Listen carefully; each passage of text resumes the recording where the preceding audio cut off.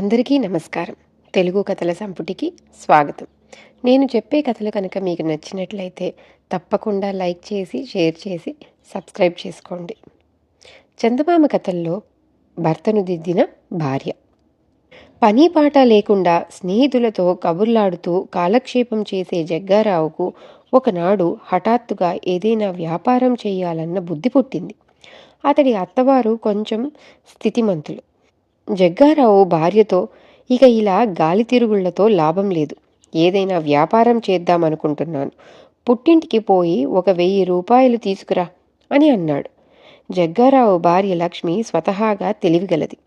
తాను చేయబోయే వ్యాపారం ఏదో కూడా నిర్ణయించుకోకుండా 1,000 రూపాయలంటే ఏవో 1,000 గుడ్డి గవ్వలు అన్న ధోరణిలో భర్త మాట్లాడిన తీరు చూసి అతడికి గట్టిగా బుద్ధి చెప్పాలనుకున్నది ఆమె. లక్ష్మి పుట్టింటికి వెళ్ళింది. 2 నెలలు గడిచిపోయాయి. జగ్గారావు ఇక లాభం లేదనుకొని తానే స్వయంగా అత్తవారింటికి వెళ్ళాడు. నిన్ను పంపిన పనేమిటి, ఈ 2 నెలలుగా పుట్టింట హాయిగా కాలం గడిపేస్తున్నవన్నమాట అంటూ జగ్గారావు భార్య మీద విరుచుకుపడ్డాడు. లక్ష్మి ఏమాత్రం తొనక్కుండా చిన్న గొంతుతో, కొంచెం మెల్లిగా మాట్లాడండి, మీరు 1,000 రూపాయలు తెమ్మని పంపారు. నేను వచ్చి అమ్మకు ఆ మాటే చెప్పాను. అమ్మ నాకు ఆ మొత్తం ఇవ్వాలంటే తాను తన పుట్టింటికి వెళ్ళి 2,000 తేవాలని చెప్పి వెళ్ళింది. కానీ ఆ సంగతి చెప్పగానే వాళ్ళ అమ్మ తాను కనీసం 3,000 తెస్తే తప్ప ఆ మొత్తం ఇవ్వలేనని తన పుట్టింటికి బయలుదేరి వెళ్ళిందట. మా అమ్మమ్మ ఎంతకీ తిరిగి రాకపోవడంతో మళ్ళీ 4-5 రోజుల్లో తిరిగి వెళ్దామని మా అమ్మ నిన్ననే ఇంటికి వచ్చింది. మా అమ్మ మళ్ళీ తన పుట్టింటికి వెళ్ళి డబ్బు తేగానే అది తీసుకొని వద్దామని ఆగాను అని అన్నది.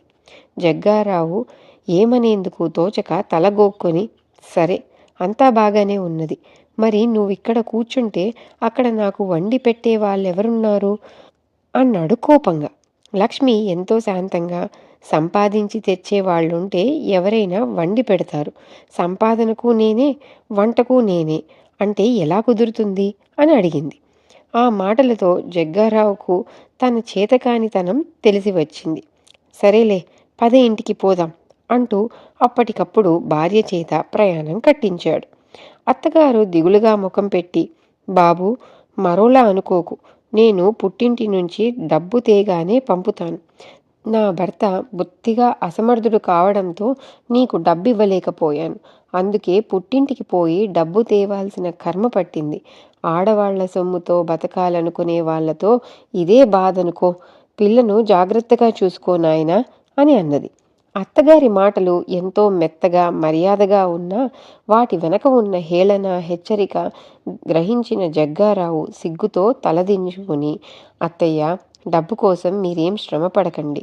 డబ్బుదేముంది, మనిషిలో మంచితనం, పట్టుదల ఉన్నదని తోస్తే ఎవరైనా అప్పు ఇస్తారు. మీరు మాత్రం ఆరోగ్య విషయంలో జాగ్రత్తగా ఉండండి అని భార్యతో సహా తన ఊరికి వచ్చేశాడు. ఆ తరువాత జగ్గారావు ఏనాడూ భార్యను డబ్బు తెమ్మని పుట్టింటికి పంపలేదు. స్నేహితులతో చచ్చు కబుర్లాడుతూ కాలం వృధా చేయలేదు. చిన్న వ్యాపారం ప్రారంభించి క్రమంగా వృద్ధిలోకి వచ్చాడు. ఇది కథ. ఇంకో చందమామ కథతో మళ్ళీ కలుద్దాం. అంతవరకు సెలవు.